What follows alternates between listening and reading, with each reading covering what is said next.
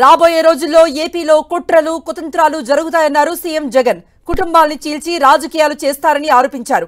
అవినీతి చేసి జైలుకు వెళ్లిన చంద్రబాబును పవన్ ఎందుకు నిలదీయటం లేదన్నారు. చంద్రబాబు చేసిన ప్రతి అవినీతిలో పవన్ కు షేర్ ఉందన్నారు సీఎం జగన్.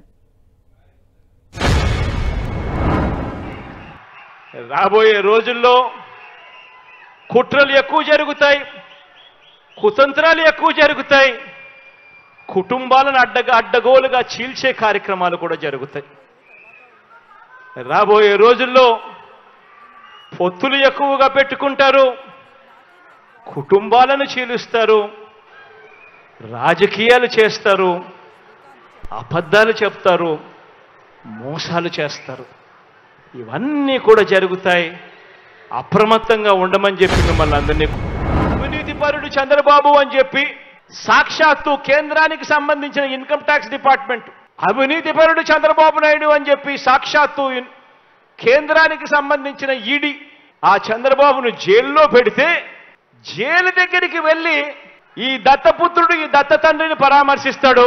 ఈ పెద్ద మనిషి చాలా మంచోడని సర్టిఫికెట్ ఇస్తాడు. 2014లో ఎన్నికలప్పుడు వాళ్ళ ఎన్నికల ప్రణాళికలో వాళ్ళ మేనిఫెస్టోలో వాళ్ళు చెప్పిన మాట, ప్రతి పేదవాడికి 3 సెంట్ల స్థలం, అందులో ఇల్లు కట్టిస్తాము అని చెప్పి మేనిఫెస్టోలో వాగ్దానం చేసి చివరికి కనీసం 1 సెంటు భూమి కూడా ఇచ్చిన పాపాన పోలేదు వీళ్ళిద్దరూ కలిసి. గత ప్రభుత్వంలో పేదలకిచ్చిన ఇళ్ల పట్టాలు ఎన్నో తెలుసా? అక్షరాల 0. గతంలో పేదలకు ఇళ్ల పట్టాలు ఇవ్వాలి అన్న ఆలోచనలు సైతం జరగలేదు. చంద్రబాబు నాయుడు గారు ముఖ్యమంత్రిగా ఉన్నప్పుడు అమ్మ ఒడి అనే స్కీమే లేదు. ఈ ఒక్క స్కీమ్ ద్వారా ఈ 5 సంవత్సరాలలో మీ బిడ్డ 44,49,000 మంది నా అక్క